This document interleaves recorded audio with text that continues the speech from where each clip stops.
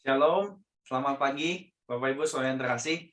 Damai sejahtera dari Allah Tritunggal beserta dengan saudari semua. Saya mengundang kita semua membuka Yakobus 1 ayat 19 sampai 27. Suara saya cukup terdengar baik atau kecil? Oke ya, oke baik. Yakobus 1 ayat 19 sampai 27. Sementara kita mempersiapkan, saya buka PowerPoint saya. Nanti saya undang rekan-rekan jemaat untuk membaca ayat 22 sampai 24. Oke, saya undang kita semua untuk bangkit berdiri untuk membaca Alkitab.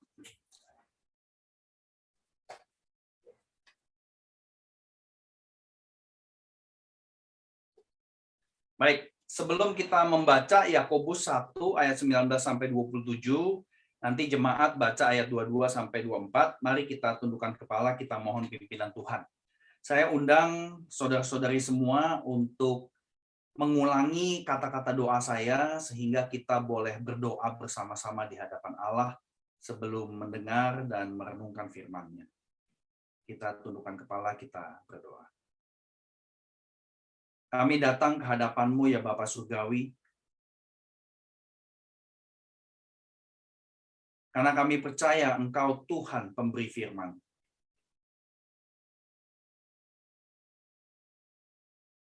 Ya Tuhan, perlihatkanlah petunjuk-Mu bagi kami. Buatlah kami mengerti, supaya kami memegang seluruh perintah-Mu.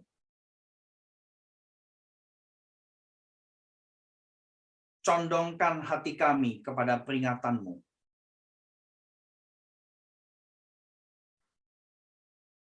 Mampukan kami untuk menjadi pelaku firman-Mu.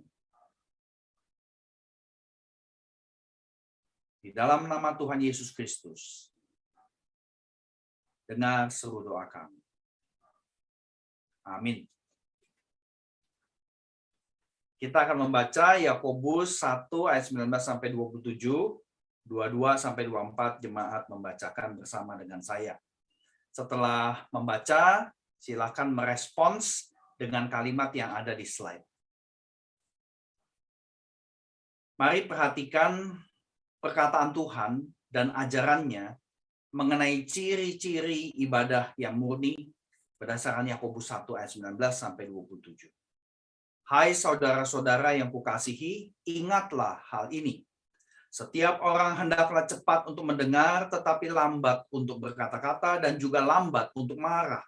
Sebab amarah manusia tidak mengerjakan kebenaran di hadapan Allah.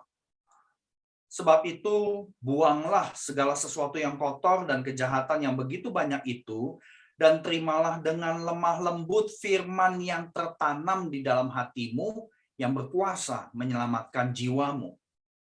Tetapi hendaklah kamu menjadi pelaku firman dan bukan hanya menjadi pendengar saja. Sebab jika tidak demikian, kamu menipu diri sendiri. Sebab jika seorang hanya mendengar firman saja dan tidak melakukannya, ia adalah seumpama seorang yang sedang mengamat-ngamati mukanya yang sebenarnya di depan cermin. Baru saja ia memandang dirinya, ia sudah pergi atau ia segera lupa bagaimana rupanya.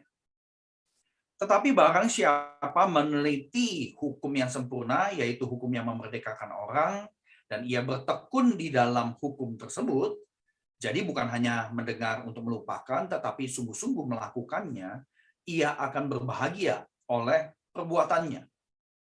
Jikalau ada seorang yang menganggap dirinya beribadah, tetapi tidak mengekang lidahnya, ia menipu dirinya sendiri, maka sia-sialah ibadahnya. Ibadah yang murni dan yang tak bercacat di hadapan Allah Bapa kita ialah mengunjungi yatim piatu dan janda-janda dalam kesusahan mereka dan menjaga supaya dirinya sendiri tidak dicemarkan oleh dunia. Demikianlah firman Tuhan. Kami percaya firman Tuhan, ya dan amin. Amin. Silakan duduk, saudari. Baik, Ini satu bagian firman Tuhan yang saya percaya kita cukup sering mendengar ya. Menjadi pelaku firman. Maaf. Menjadi pelaku firman dan bukan cuma pendengar saja. Ibadah yang murni itu tidak dikunci pada pelaksanaan kebaktian kita sekarang 1 jam di dalam gedung atau dalam ruang virtual. Ibadah yang murni justru dibuktikan ketika kita ada di luar ruang kebaktian, yaitu dalam keseharian. Nah, kayak misalnya tadi kita baca ayat 19 sama 20 ya. Kedua ayat pertama ini langsung ngomongin hal yang kita hadapin tiap hari dengan hidup di Jakarta. Ya, saya baru semalam aja baca koran lagi ya. Padahal saya udah ninggalin baca berita tuh nggak tahu berapa bulan gitu ya. Karena setiap kali baca berita itu bisa timbul amarah gitu kan. Gegetan, gemes, gondok gitu ya. Jadi ciri pertama ibadah yang murni ini ternyata bukan berurusan dengan pakai baju apa waktu kebaktian. Ya, ciri ibadah yang murni itu bukan urusan musik sama nyanyian. Bukan urusan kesempurnaan liturgi, tetapi urusan relasi dengan sesama saudara seiman. Nah, tentu bukan berarti urusan-urusan yang tadi ya, pakai baju, musik, nyanyian, bukan berarti yang itu tidak penting. Yang jelas, apa yang diajarkan Yakobus adalah sebuah pembuktian. Apakah kebaktian yang kita lakukan 1 jam, 1,5 jam berkenan pada Tuhan atau tidak? Pembuktiannya apa? Pembuktiannya ya di luar jam kebaktian. Dan ini yang menjadi ciri yang pertama. Ya, pembuktian bahwa kebaktian kita itu berkenan kepada Tuhan, buktinya terlihat dari sikap kita kepada orang lain, khususnya sesama saudara seiman. Karena surat Yakobus ini pertama kali dibacakan dalam konteks kebaktian orang Kristen di abad pertama Masehi. Jadi nasihat ini pertama-tama tujuannya adalah untuk orang-orang Kristen. Nah, ciri sikap yang dibuktikan di ibadah kita, ibadah itu murni, ada di ayat 19. Cepat untuk dengar, lambat berkata-kata, dalam arti lambat marah. Nah, semua ini terjadi kalau kita tentu hidup bersinggungan sama orang lain ya. Kalau kita hidup sendirian di Pulau Seribu gitu ya, itu mah mungkin nggak usah marah-marah gitu ya. Mungkin marah-marahnya dalam hati aja. Ya, cepat mendengar. Ini akan langsung terdeteksi ketika kita berelasi di rumah sama orang tua, anak, cucu, asisten rumah tangga dan sebagainya. Sama halnya dengan lambat berkata-kata untuk marah-marah. Amarah tidak mengerjakan kebenaran di hadapan Allah. Itu yang diungkapkan di ayat 20. Apa artinya? Artinya adalah kalau kita gampang naik darah, maka kita susah melihat dan menangkap yang benar atau salah. Nah, tentu contoh yang paling dekat sama keseharian kita, ya balik lagi kepada urusan relasi suami istri di dalam keluarga Kristen. Relasi orang tua anak di dalam keluarga Kristen. Kalau saudari adalah orang tua, ya kemudian ditanya gitu ya, selama pandemi cepat marah gak sih? Cepat nyerocos gak? Karena capek banyak urusan. Ya, belum urusan cari nafkah, kemudian urusan temenin anak sekolah, urusan makan juga mesti diurusin dan sebagainya. Atau mungkin lebih tepat kalau di sini tuh ada remaja lebih enak ya. Remaja sama pemuda ditanyain ya. Kalau anak-anak sama remaja diminta jujur gitu ya. Papa mama kamu lebih cepat marah gak sih? Makin bawel gak sih selama pandemi? Nah, kalau anak-anak kita dan remaja yang ada di rumah kita itu dia kasih jawaban yang jujur gitu ya. Udah gitu bikin orang tua tambah marah, ya berarti masih perlu terus belajar menjaga hati. Ya, banyak orang tua dirasakan oleh generasi muda itu. Orang tua itu nggak cepat mendengar, ya. Bahkan cepat salah ngerti dan jump to conclusion. Karena orang tua sudah banyak pengalaman. Jadi kalau anaknya cerita begini, ini ujungnya pasti ke sana nih. Kita udah jump to conclusion. Akhirnya anak makin besar, makin males cerita sama orang tua. Sebab orang tua selalu merasa lebih banyak pengalaman, sehingga tidak cepat mendengar dan cepat marah. Nah, jadi ini satu hal yang sangat-sangat praktis sekali dalam keseharian kita, ya. Memperhatikan bagaimana kita berelasi dengan saudara seiman, ya. Apakah kita dipenuhi dengan kemarahan, kedengkian, kebencian dan sebagainya? Nah, bagaimana mengatasi hal ini? Kita masuk kepada ciri kedua ibadah yang murni. Ini bagian yang paling panjang di dalam Yakobus 1, yaitu ayat 21 sampai 25. Tetapi ciri kedua ini dimulai dengan kata-kata, buanglah segala sesuatu yang kotor. Ya, buanglah kejahatan diri yang banyak itu. Ayat 21a. Nah, kalimat ini beritahu kita kenapa sih orang itu bisa cepat marah. Buang yang kotor. Artinya banyak sampah batin ya di dalam diri seseorang. Sampah batin yang perlu dibersihkan. Nah, bagaimana cara bersihkannya? Ayat 22 sampai 25 jadi jawaban. Caranya terima firman Tuhan yang tertanam di dalam hati, terima dengan lembut. Jadi ini yang menjadi ciri ibadah murni yang kedua. Ya, ciri ibadah murni terlihat justru ketika kita melakukan ajaran khotbah, ajaran dari Bible study, kelompok kecil dan sebagainya. Tentu melakukan konteksnya akan paling banyak terjadi dari keseharian kita, ya. Jadi coba kita perhatikan kata-kata ayat 21 ya. Khususnya bagian firman Tuhan tadi. Di situ kan dikatakan terimalah dengan lemah lembut firman yang tertanam di dalam hatimu. Nah, ini kalau kita pikir-pikir ya, ini ada sesuatu yang aneh. Firman Tuhannya kan sudah tertanam kan? Lalu mengapa dikatakan perlu diterima? Loh, kalau udah tertanam bukannya sudah diterima? Kenapa kata-kata Alkitab ngomongnya begini? Ya, kalau sudah ditanam firman Tuhan itu, ya ditanam itu kan tanah menerima. Nah, apa maksud perkataan ini? Nah, tentu kita perlu ingat ini adalah bahasa kiasan, saudari. Kita ingat bahwa firman Tuhan itu seringkali diilustrasikan, dipakai benih yang ditabur adalah kiasan daripada benih firman Tuhan.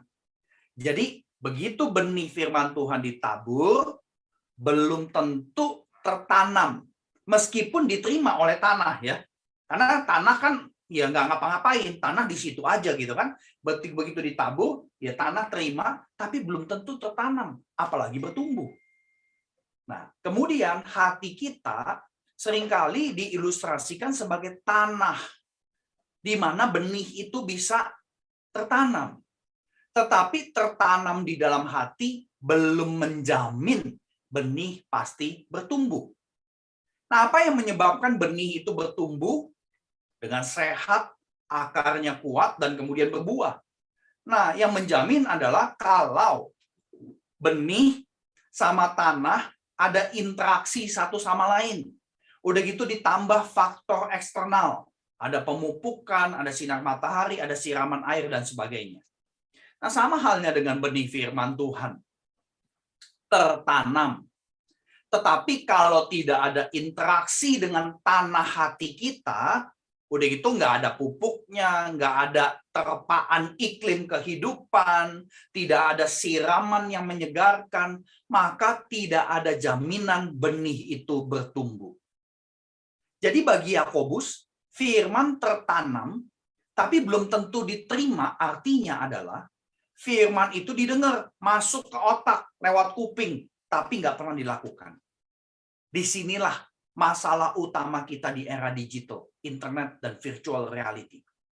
Kita dengar firman, ya ini saya banyak ngalamin, ya khususnya dengan generasi muda nih. Kita dengar firman, dengar khotbah, lalu sambil dengar, sambil kita Google, kita cek benar nggak ilustrasi dia. Jadi seolah-olah karena kita lebih sering tanya Google, akhirnya firman yang kita dengar itu tertanam, ya cuma sampai di otak doang, tapi tidak menjadi sumber kelakuan kita. Ini yang jadi masalah. Jadi saudara yang terkasih, terima firman Tuhan yang tertanam, artinya benih firman harus diinteraksikan dengan realita hidup tiap hari. Barulah firman tersebut menjadi kekuatan untuk menolong kita. Sebab firman itu akan masuk ke dalam hati dan emosi. Kalau sudah mempengaruhi emosi, maka tangan dan kaki kita akan bergerak. Jadi tertanam, kelihatannya hanya di kepala secara intelektual. Terima firman artinya masuk ke dalam, menyatu dengan darah daging kita. Itulah salah satu perbedaan umum antara orang Kristen tradisional dengan yang Pentakosta karismatik. Mereka yang Pentakosta karismatik, saudara-saudari kita juga, saudari generasi, begitu ada firman Tuhan, misalkan ya, celakalah kamu jika tidak memberitakan Injil. Wah, mereka langsung kerjain tuh, ya, kemana-mana, ke pasar, ngajakin orang ke gereja, kemudian mencoba untuk sampaikan Injil dan sebagainya. Kalau kita gereja tradisional, kita debatin dulu tuh firman. Ya. Ada bagian firman Tuhan yang tidak bisa dimaknai literal katanya, gitu ya. Celakalah kamu kalau tidak memberitakan Injil. Kemudian kita debatin, kita diskusikan, kita jadiin seminar. Memberitakan Injil itu apa sih? Oh, memberitakan Injil nggak perlu secara verbal saja, harus dengan tindakan. Kita ngomong terus, memberitakan Injilnya nggak kejadian. Ya. Jadi Bapak Ibu saya terkasih, kalau secara literal sudah bisa dimengerti firman Tuhan ini, yang nggak usah cari-cari makna tersembunyi. Rasul Paulus juga mengajarkan bahwa segala tulisan yang diilhamkan Allah bermanfaat untuk mengajar, menyatakan kesalahan, memperbaiki kelakuan, dan mendidik orang dalam kebenaran. Dengan begitu, tiap orang kepunyaan Allah diperlengkapi untuk setiap perbuatan baik. 2 Timotius 3 ayat 16-17. Nah, saudara terkasih, jadi ini satu bagian yang saya kira perlu kita perhatikan dengan lebih teliti. Nah, yang menarik dari ajaran Yakobus di ayat 22 sampai 25 adalah kiasan pakai cermin, ya. Jadi kiasan yang dipakai adalah orang yang lupa mukanya setelah ngaca. Nah, kalau kita tanya ya, tadi pagi kita ngaca nggak, saudari? Pasti ngaca ya, sengaja kek, nggak sengaja kek. Begitu lihat monitor komputer kita udah ngaca, lihat rambutnya udah bener apa belum dan sebagainya gitu kan.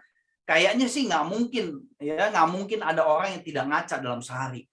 Nah, saudara terkasih, cermin buat kita ngaca sebenarnya kan bantuin kita untuk baca wajah sendiri ya, baca muka sendiri. Nah, ayat 24 itu memperlihatkan adanya sikap tergesa-gesa ketika memandang diri di cermin. Dan akhirnya dia lupa seperti apa wajahnya. Jujur, saya nggak bisa ngebayangin manusia yang hidup tapi nggak pernah bercermin. Ya. Kadang kalau kita ngomong manusia primitif ya, dia ngelihat air sungai aja, dia ngelihat mukanya sendiri. Dia bercermin sebenarnya secara natural. Jadi saya nggak bisa ngebayangin manusia tuh nggak pernah bercermin. Nah, tapi tentu saudara terkasih, kita ditegaskan bahwa bercermin yang membawa kesadaran adalah bercermin yang perhatiin wajah kita. Nah, tentu semua ini adalah kiasan, saudara terkasih. Karena yang mau ditekankan oleh Yakobus adalah ketika kita ngaca di depan firman Tuhan sebagai cermin, efeknya apa buat kita? Kalau kita tergesa-gesa, maka kita tidak bisa membaca diri kita di depan cermin firman Tuhan. Kita tidak bisa memeriksa sejauh mana kita makin serupa dengan Kristus Sang Raja. Ya. Waktu kita bercermin, coba bayangin. Muka di cermin itu bukan cuma muka kita, tetapi muka Kristus. Ya. Nah, ini yang susah diimajinasiin karena nggak ada di antara kita yang tahu muka Tuhan Yesus kayak apa ya. Jadi ini tantangan tersendiri. Tetapi Anda bisa dengan pertolongan Roh Kudus ketika kita bercermin dengan firman Tuhan, kita tahu secara kognitif intelektual kita diajak serupa dengan Kristus. Berarti ketika kita bercermin pada perkataan Tuhan, kita diajak untuk tidak tergesa-gesa sehingga kita perlu beri waktu meneliti firman Tuhan yang adalah cermin. Sehingga dengan perlahan kuasa Roh Allah akan pakai perkataan Alkitab ini untuk baca hidup kita. Ini yang Tuhan inginkan. Ya. Nah, memang ini jadi tantangan tersendiri ya. kita bercermin dengan firman Tuhan, artinya yang paling konkret, praktis ya, kita membaca, kita meneliti, kita menghubungkan kata-kata firman Tuhan dengan realita tiap hari. Contoh yang tadi ciri pertama, amarah. Ya, kita tahu amarah itu nggak enak. Ya. Cuma kan ada orang yang minum obat darah tinggi gitu ya, dia nggak tahu kalau dia marah-marah. Dia cuma bisa bilang, saya darah tinggi. Ya, sehingga gampang marah. Nah, masa sih nggak bisa berubah? Karena firman Tuhan katakan amarah itu tidak mendatangkan kebenaran. Nah, jadi saudara yang terkasih, ini satu hal yang perlu kita belajar ketika kita membaca Alkitab tidak tergesa-gesa, perlahan-lahan Roh Kudus akan pakai perkataan Alkitab untuk baca hidup kita. Ini yang liberating. Ini yang sangat menyegarkan buat kita. Jadi saudara yang terkasih, kita perlu lakukan ini setiap hari, bukan cuma setiap minggu. Ya, kita perlu ulangi proses ini tiap hari menjadi daily rema. Ya, rema itu adalah perkataan dari Allah. Ya, perlu menjadi daily rema seperti yang kami bagikan dalam pelayanan sosial di Columbia Worship Center and Studies. Jadi daily rema ini perlu dilakukan sehingga kita nggak lupa bahwa ibadah itu murni kalau hidup tiap hari mengimplementasi ajaran di hari Minggu. Hanya dengan daily rema inilah kita juga dibantu menjaga diri supaya tidak dicemarkan oleh dunia. Nah, setelah Yakobus memberikan ajaran dasar tersebut, sang rasul langsung beri peringatan praktis di ayat 26. Dan ini yang menjadi ciri ketiga dari ibadah yang murni terkait urusan mengekang lidah. Dan saya kira ciri ketiga ini nyambung sama ciri yang pertama. Karena orang yang marah-marah ya bisa dua ya, marahnya ke dalam, lama-lama jadi sakit gitu ya. Ya, karena kalau marah-marah di dalam nggak dikeluarin, sakit dia, kena kanker dia gitu ya. Dan yang kedua adalah marah, setiap kali marah lidahnya kemana-mana gitu loh. Ya. Nah, yang ketiga ini yang menjadi peringatan buat kita. Ciri ibadah yang murni terbukti dari ucapan lidah seorang Kristen. Dan yang mengejutkan, urusan lidah diajarkan lagi di Yakobus 3, tapi lebih panjang lagi, saudara yang terkasih. Ucapan lidah seorang Kristen begitu penting, karena kita bisa mengatakan dengan bangga, saya nggak pernah bunuh orang kok. Tapi dia bunuh orang secara verbal. Ya. Banyak pembunuhan verbal terjadi. Verbal abuse. Dari atasan ke karyawan, dari orang tua ke anak, dari anak ke orang tua, segala macam konteks relasi. Verbal abuse itu adalah pembunuhan emosi, saudara yang terkasih. Nah, Yakobus 3 ayat 9 sampai 10 ini eksplisit banget. Dengan lidah kita memuji Tuhan Bapa kita, dan dengan lidah yang sama kita mengutuk manusia yang diciptakan menurut rupa Allah. Dari mulut yang satu keluar berkat dan kutuk. Hal ini, saudari, tidak boleh terjadi demikian. Nah, kalimat ini bukan berarti kita tidak mendukung, membela yang benar ya. Kalau ada yang salah, ya, kemudian yang salah ini ditekan habis-habisan, atau seperti yang terjadi di Jakarta nih ya, salah tetapi dinarasikan dengan begitu sopan, dengan begitu indah, dengan kata-kata yang manis, dengan begitu halus gitu ya. Akhirnya yang salah jadi kebenaran. Nah, yang kayak begini nggak bisa didiemin, saudara yang terkasih. Kalau yang salah kemudian dinarasikan menjadi benar, menjadi manis, menjadi halus, menjadi sopan, artinya kita semua orang Jakarta adalah orang bodoh. Ya, karena bisa dibodohin gitu loh. Jadi saudara yang terkasih, perkataan pakai lidah ini bukan berarti kita tutupin kebenaran, kita biarinin aja kesalahan dan kita nggak berani ngomong. Nah, mengenai ajaran pakai lidah juga muncul lagi di Mazmur 34. Saya bacain buat kita. Mazmur 34 ayat 14 dan 15. Jagalah lidahmu terhadap yang jahat dan bibirmu terhadap ucapan-ucapan yang menipu. Jauhilah yang jahat dan lakukanlah yang baik, carilah perdamaian dan berusaha mendapatkannya. Perhatikan, jaga lidahmu terhadap yang jahat dan bibirmu terhadap ucapan yang menipu. Ini kan yang paling pintar melakukan kayak begitu kan adalah ya kebanyakan ya politikus ya, pejabat gitu loh. Ya, kata-katanya manis tapi salah semua.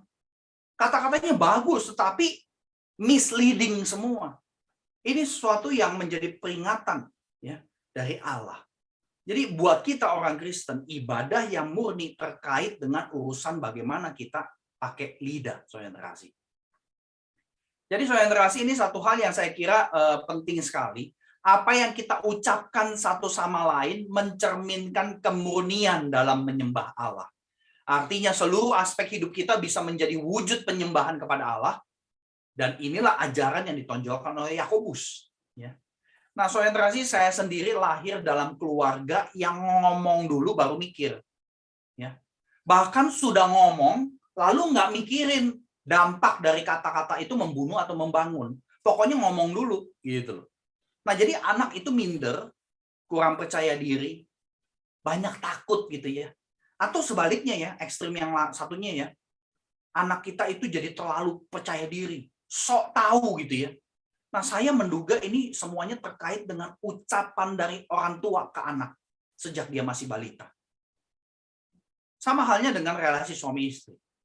Cinta semasa pacaran perlahan berubah jadi tawarnya minta ampun. Karena tidak ada lagi kata-kata yang saling membangun, tetapi saling menyalahkan. Oleh karena itu, mari kita belajar menahan diri, menguasai diri. Khususnya kalau kita lagi dipenuhi amarah. Jangan ucapkan kata-kata yang kemudian kita sesali dan tidak bisa kita tarik lagi. Yang terakhir, ibadah yang murni itu terkait sikap dermawan dan peduli pada yatim piatu dan para janda dalam segala kesusahan mereka. Jadi ini terkait dengan pelayanan diakonia sebenarnya. Melakukan ajaran Tuhan ini menghindarkan kita dari bahaya dicemarkan oleh dunia. Jadi kalimat terakhir di ayat 27 ya, menjaga supaya diri sendiri tidak dicemarkan oleh dunia. Kalimat ini terkait dengan urusan mengunjungi yatim piatu dan para janda, ya, pelayanan kasih, pelayanan diakonia. Ketika kita melakukan pelayanan diakonia bagi dua kelompok masyarakat tersebut, sebenarnya kita memproteksi diri untuk tidak terjebak dalam kesibukan mencari nafkah. Kita kerja, kita usaha, jangan hanya fokus untuk menambah kekayaan. Sebab kalau itu yang jadi tujuan, kita pasti akan kecewa. Karena kekayaan di dalam firman Tuhan dikatakan kekayaan itu kayak uap. Hari ini kita bisa nikmatin, besok kita udah lupa apa yang kita nikmatin hari ini. Jadi saudara terkasih, kekayaan justru bisa mencemari diri kita kalau kita tidak waspada. Kalau kita menyikapi dengan salah, kita bisa dicemari. Karena Tuhan Yesus udah pernah ngomong kan, di mana hartamu berada, di situ hatimu berada. Nah, selama pandemi bekerja, berusaha juga makin susah. Kalau tujuan kita hanya sebatas kembaliin porsi omset atau gaji seperti dulu sebelum pandemi, kita akan sangat stres luar biasa. Karena dunia ini udah berubah, ya. Yang lebih lucu lagi kan virus aja berkontekstualisasi kan. Ya kan tadinya corona gitu kan.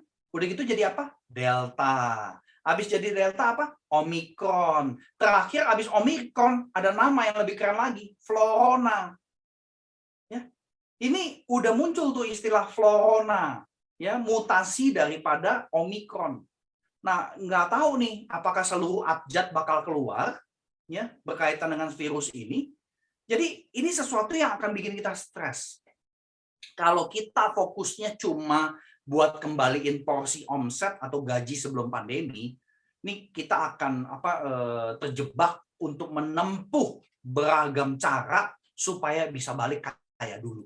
Ini yang berbahaya dan ini yang bisa mencemarkan kita sebagai anak-anak Allah yang ditebus dalam Kristus. Di dalam masa-masa seperti ini, mari kita cari siapa di dalam konteks GKR ataupun jejaring Anda di luar GKR, yatim piatu, para janda yang butuh pertolongan.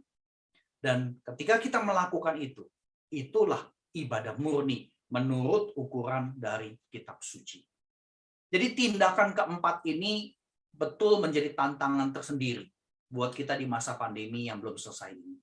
Tapi inilah 4 ciri utama ibadah murni yang Tuhan Allah nyatakan bagi kita hari ini. Mari kita setia menghidupinya setiap hari. Mari kita tundukkan kepala, kita masuk di dalam doa.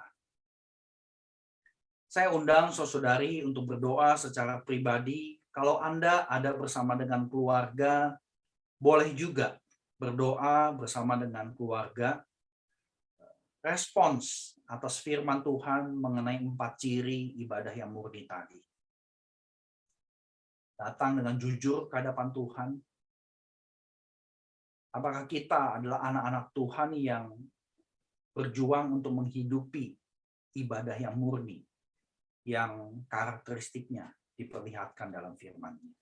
Silakan berdoa sebagai respons atas firman.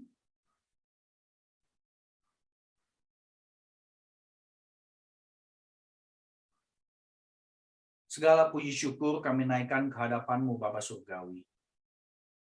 Karena petunjuk buat hidup kami di tengah konteks pandemi ini, sebenarnya petunjuk-petunjuk dari-Mu cukup ada di dalam Alkitab yang merupakan perkataan-Mu.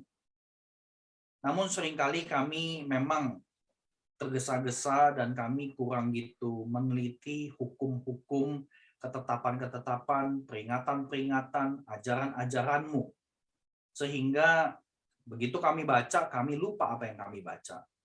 Sehingga pada akhirnya tidak ada perubahan di dalam perilaku kami. Karena kami membaca Alkitab sebenarnya hanya sebatas mengisi kebiasaan kami, mengisi jadwal, mengisi rasa bersalah kami. Oleh karena itu kami mohon pertolongan-Mu. Supaya ketika kami datang ke hadapan-Mu hari lepas hari dan juga setiap minggu secara bersama-sama dengan saudara-saudari seiman, kami belajar apa arti bercermin dari firman-Mu. Sehingga hidup kami boleh betul-betul memuliakan Engkau. Tuhan, kuatkan anak-anak-Mu di GKR, di dalam segala pergumulan pekerjaan, profesi, keluarga, sekolah, dan yang lain sebagainya. Kiranya Kau yang boleh mampukan setiap kami bercermin dari firman-Mu setiap hari. Sehingga itu menjadi sebuah penyembahan yang betul-betul murni di hadapan-Mu. Terima kasih ya Allah, dengar seluruh doa kami. Di dalam nama Tuhan Yesus kami berdoa dan bersyukur. Amin. Saya serahkan kembali kepada Pak Yunus. Iya, betul.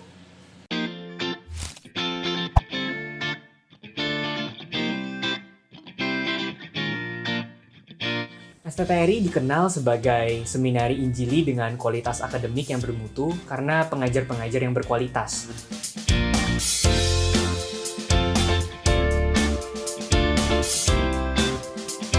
STTRI adalah tempat yang sangat baik bagi saya untuk membentuk saya menjadi seorang hamba Tuhan, baik secara akademik maupun non-akademik.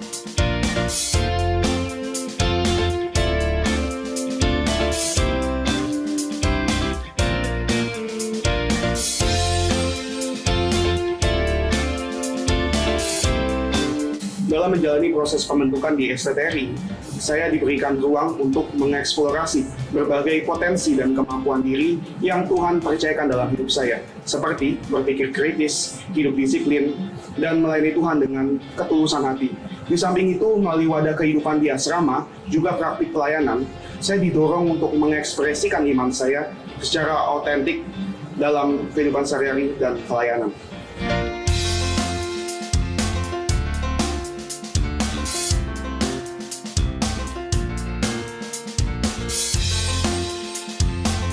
Saya juga belajar mengenal Allah melalui dosen-dosen yang sangat-sangat luar biasa. Ya, bukan hanya saja mereka membimbing saya secara akademik, tetapi saya juga belajar dari kehidupan mereka ketika mereka berinteraksi dengan saya dan juga melalui pelayanan mereka yang luar biasa.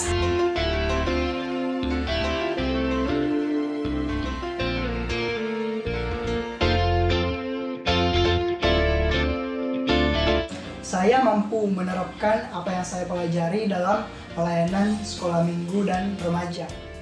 Iya, betul. Saudara rindu untuk menjawab beban yang Tuhan berikan sebagai calon pelayan Tuhan? Bergabunglah bersama kami di STTRI, Sekolah Tinggi Teologi Reform Indonesia.